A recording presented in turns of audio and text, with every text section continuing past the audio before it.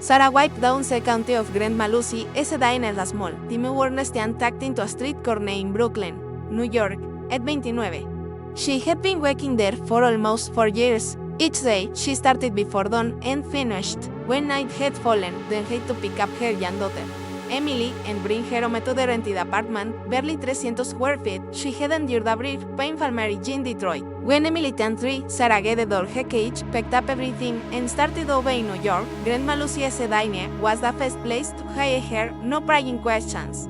Just recognizing her honesty and hard work, Sarah. Table 4 called out Grandma Lucy, the 17-something known from the kitchen. Sarah quickly brought out the food to the customers, mostly local workers and the occasional PCB. Outside, a light rain fell, making the inside upset. Dine felt warmer than usual. She took a moment to check her phone. No messages from Emily's school. Sarah breathed a quiet sigh of relief. Lately, her daughter had seemed sad, her grades sleeping, and she often asked the kind of questions that pierced Sarah's heart. Mom, why is the our house like my friend ese? Sarah put away the phone. Then back to the bar and resumed. Drying the listless, she had no idea that the customer who walked through the door just seconds later was about to change her life forever. The afternoon rain fell lightly. Tiny drops clung to the diner's window, sliding down in long streaks that cut the warm yellow glow of the lights inside. The diner had emptied out, leaving just a few elderly men quietly sipping black coffee and a young couple seated near the counter in silence. Sarah checked her phone again. No calls from Emily's school. She let out a breath of relief, but deep down, when still lingered lately, Emily had struggled in school, distracted. And Sarah knew why. Her daughter was too young to fully understand, but old enough to sense. The weight behind her mother's eyes and voice. Suddenly, the chime of the doorbell rang out. Sarah looked up and for a moment, it felt as if her heart stopped. A tall man with neatly cropped salt-rendered pepper hair stepped inside. Wearing a grey baseball cap and a simple sports jacket, behind him came two others a young man with a camera begin the old man in a rain-spotted windbreaker. Sarah stared at the man leading the way. It couldn't be, it just couldn't. She had seen that face 1,000 times on TV. On faded posters at the bus stop. She had fathers and grandfathers in the neighborhood picked his name with respect in the rest. It was David Beckham, the football legend whose free kicks had mesmerized the world. A living legend was now standing in front of her, looking at her, and smiling. "Good afternoon," he said. His voice deep and kind. "Is there a table for reason work yet?" Sarah tried her best to stay composed. "Yes, of course, please follow me." She led them to a table by the window, where the light reflected off the tiny raindrops on the glass. Her hands trembled slightly as she placed the menus down. It was the everyday, a football icon, stepped into a small diner like this. Some moments in life you simply couldn't prepare for, and this was one of them. She drifted back toward the kitchen. Feeling as if she was sleepwalking, "Grandma Lucy," she whispered. "You won't believe WHOS table for?" The elderly owner slowly stepped out and peeked through the curtain. Her eyes widened. "Good heavens, David Beckham? He looks even more handsome in person." Sarah returned to the counter, trying to act as if nothing unusual had happened, but her heart pounded wildly. She grabbed her notepad, ready to type their order. This time she got back to the table. The man had decided. David Beckham smiled. "Yeah, have the house special, please. On a rainy day like this. He wanted something that reminds me of old times." The two men with him ordered light dishes and fresh lemonade. Sarah jotted it down quickly, her hand still a little unsteady. "Right away. Thank you very much." She turned to leave, but felt his gaze follow her, not the commanding look of a celebrity, but something warm, familiar, like the look of a father who understood life. Inside, Sarah felt a strange edge of emotion. It was the excitement of a fan meeting a hero. It was something real and deep, because Emily, her little girl, had once taped a picture of David Beckham on her wall, and had said, "Mom, when he grew up, he wanted to play soccer and kick the ball as hard as him." Sarah smiled through misty SWHO could have imagined. On a dull, rainy afternoon in a humble Brooklyn diner, her life was about to change direction forever. Sarah tried to act natural as she brought the food to the table. She set each dish down carefully, still unable to shake the nervous excitement. She didn't want to make a fuss. Didn't want the guests to feel singled out, but it was hard to stay calm when she was having someone the entire nation had once cheered for. David Beckham nodded his thanks as he received the house special. He picked up his spoon and mixed the rice, stew, and vegetables as if he'd enjoyed this kind of meal 1,000 times before. Sarah turned to leave, But then he spouted, "How long have you worked here?" Sarah froze for a second. She hadn't expected him to start a conversation. "Almost 4 years, sir." Since he moved to New York, David smiled, speaking slowly as he ate. "There is something really special about this place," said Masfield. "Se smell so warm, it reminds me of the small cafes from when he was a kid." For the first time, Sarah smiled and felt herself relax a little. "To me, this place feels like home." Grandma Lucy Seone, she was the first person to give me a chance when he had nothing. David looked at her with gentleness, not pride. "Just genuinely interested. Do you live alone?" "It is just me and my daughter, Emily." She, just turned 7, David lifted his gaze. His eyes filled with understanding. "I have a daughter too. You know how hard it is being a single parent." Sarah didn't answer right away. She looked out the window. Across the street, rain still fell lightly. A group of kids ran by, clutching their backpacks. "Their thin coats out through my daughter loves sake. She plays for the neighborhood as a kids team. And she has one you." Sarah spoke quietly, as if afraid someone might laugh. "It's such a small dream," David chuckled. "Moretis now, he had a hero too, Brian Robson. Back then, we were so poor he couldn't even afford boots. But he always believed that if we weren't fast enough, kick hard enough, someone would see me." Those simple words brought tears to Sarah S.S. She hadn't expected someone so famous to be this humble. No slogans, no clichés, just a man who had once been poor like her. WHO had once longed for a chance, just like Emily. "Is your daughter good at playing?" "She is a queen." Determined but her cleats are worn out. "I am trying to save up for a new pair." Sarah gave a small, sad smile. David set down his spoon, leaned back in his chair. His expression soft. "I believe she will go far. Not because she is a great player, but because she has a mother like you." Sarah couldn't speak. No one had ever said anything like that to her. Since leaving Detroit, all she had were criticisms, sneers, or indifference. The man sitting before her WHO had once graced the fields of Old Trafford, and Bernabeu was telling her that she was doing it right.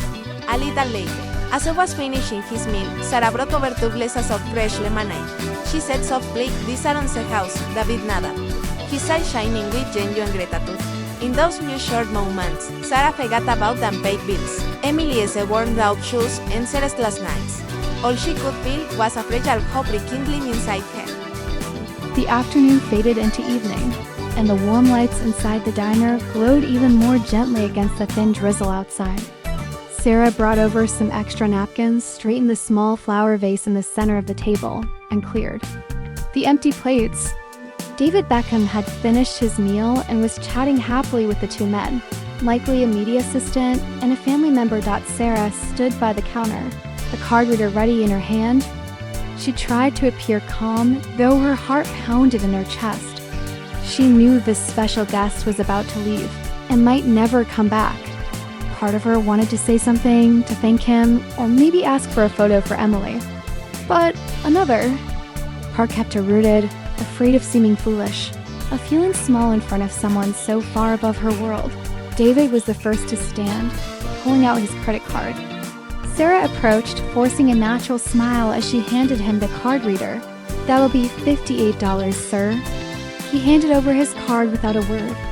As the machine processed the payment, Sarah glanced at the screen. Her eyes blurred, slightly, maybe from fatigue. She had been on her feet nearly all day. The machine beeped softly. Transaction complete. Sarah tore off the receipt automatically. And then she froze. She looked at the tip amount and thought she had misread. It tip, $10,000. Sarah blinked. And blinked again. $10,000? She quickly double-checked the machine, scrolled through the transaction history. No mistake. None at all. She stood motionless, receipt still in hand, her heart beating so hard it hurt. This had to be an error, a button pressed wrong, a technical glitch. She turned to Grandma Lucy, voice trembling. "Ma'am, can you look at this?" Grandma Lucy slipped on her glasses, took the receipt. She fell silent for a few seconds, then muttered, "Good heavens, $10,000 tip?" Sarah swallowed hard and hurried toward the table. But David Beckham and his companions were already on their feet, getting ready to leave. Sir, please, wait a moment." She called after him, her hand shaking as she held up the receipt. David turned back, his smile gentle. He raised a hand as if to say it was okay, then stepped closer and lowered his voice. It's no mistake. You don't have to say anything. Sometimes one small gesture can change a whole day or even a life. He looked her straight in the eyes. Take good care of Emily. That's what matters most. Sarah stood frozen, overwhelmed, unable to speak before she could find the words to thank him. They had stepped out into the New York rain. She watched his figure disappear into the crowd, still clutching the receipt like it was a treasure. A tear rolled down her cheek, then another. She returned to the counter. Two moved to wipe them away. The few remaining diners began to murmur softly. An elderly man shook his head in wonder. A young couple exchanged gentle smiles. Grandma Lucy came over, resting a hand on Sarah's shoulder. Are you all right, dear? Sarah nodded, though the tears kept falling. Ma'am. $10,000. He left $10,000 tip. I can't accept it. I don't deserve it. Grandma Lucy pulled her into a hug, softly saying, Don't say that. It's a reward for all your hard work. Not everyone gets something like this, but today, someone truly saw you. Sarah sat down, clutching the receipt tightly, her mind racing. With this, I can pay 3 months' rent. By Emily New Cleats. Cover. The electric bill. Maybe even take her to see a real soccer match. For the first time in many months, Sarah smiled. A full, genuine smile from deep within. A week had passed since that rainy afternoon, but to Sarah, it felt like it had just happened yesterday. She kept the receipt that read tip $10,000. In a small box alongside her most cherished keepsakes, Emily's first day of school photo, the first ultrasound image, and the last letter her mother had left her. With that money, Sarah paid 3 months' rent in advance for their little apartment. She took Emily to the bookstore where the girl got to pick out her new school books, a few children's stories, and especially a purple backpack with a soccer ball print. But what made Emily happiest more than anything else was the brand new pair of white cleats with blue trim she had dreamed of. Mom, I'm going to play like a real professional now. Emily beamed, eyes shining. You've always been special, Sarah smiled. Now you just have the shoes to match. On Saturday morning, the sky over New York was a rare, clear blue. Sarah walked Emily to the neighborhood field where the kids' team played every weekend. Emily was bubbling with excitement as she warmed up with her teammates. The air filled with the sounds of cheerful shouts. Sarah found a seat among the other parents, watching her daughter with pride. Life was still hard, but for the first time in so long, she didn't feel less than anyone else. As the referee raised his whistle to start the game, a ripple of whispers spread through the crowd. People turned their heads.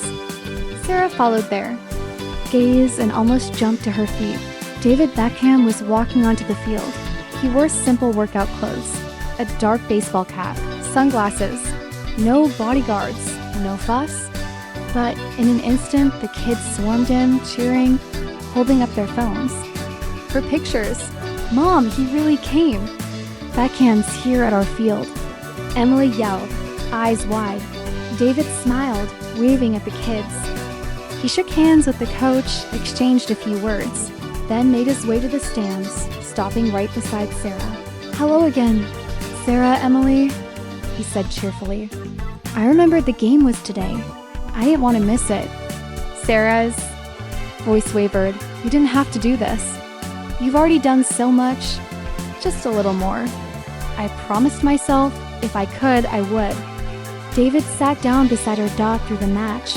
He clapped and cheered, shouting encouragement. Go on, shoot. He called when Emily took a corner kick. She played the best game of her life, running tirelessly, eyes bright with joy. Her team won 2-1. Afterward, the kids gathered around David for autographs, selfies, showing off their jerseys. He took time with each of them, patient and kind. When it was Emily's turn, David knelt to her level, pulled from his bag a white LA Galaxy jersey, signed with his name on the back. For you. Not just because you played well, but because You're the daughter of a truly strong mother." Emily hugged the jersey like a treasure. Behind her, Sarah's tears fell, this time tears of happiness. "I don't know how to thank you. Just promise me you won't give up," David said softly. "When I was a boy, someone helped my family.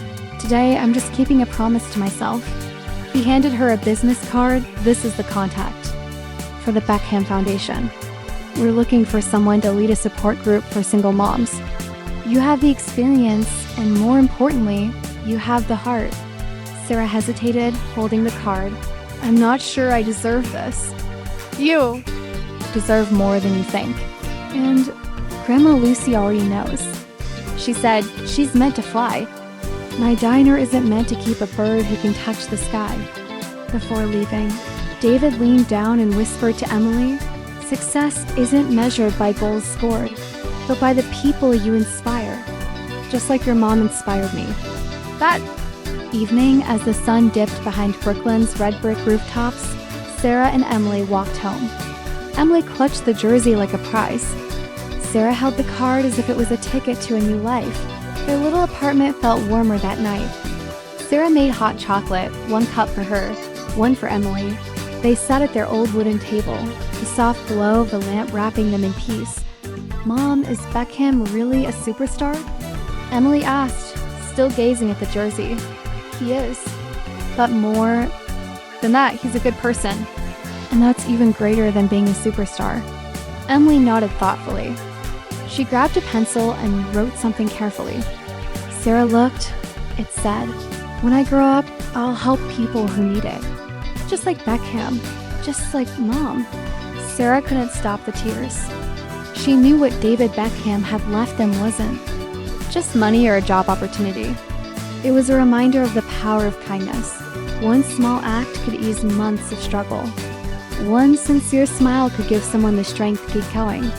The next morning, Sarah called the number on the card. The voice on the other end was warm, full of hope. The interview was set for Tuesday. Sarah prepared her papers, polished her resume, practiced speaking with confidence in the mirror. That day at the Beckham Foundation, her heart raced, but she walked in with her head held high. Whatever the outcome, she knew she had taken the first step, no longer standing still in the storm. 2 weeks later, the call came. She got the job, coordinator for the Warrior Moms program, supporting single mothers and struggling neighborhoods. For the first time in years, Sarah no longer felt alone. One small act, a chance lunch, an unexpected gift, and a heart willing to give. It all started with a man who had known hardship and who never forgot to look back and lift someone else up. You may never meet David Beckham in your life, but that doesn't mean you can't be the David Beckham to someone else. The one who reaches out at the right moment, who quietly gives hope, who plants a seed of kindness with a simple gesture. Sarah received a blessing she had never even dared to dream of, and she chose to keep that circle going by helping other women like herself. And Emily? She still practices her kicks every afternoon. But now, each time she scores a goal, she doesn't shout in triumph. She just smiles softly and glances back at her mom, as if to say, "I know who gave me this belief." What would you do if one day someone gave you an unexpected chance? Would you keep it to yourself, or would you pass it on like a seed of kindness waiting to grow? Sarah's story reminds us, kindness doesn't need to be loud. It only needs to come at the right moment, to the right person. And one day you'll see you can be the one who changes someone's life.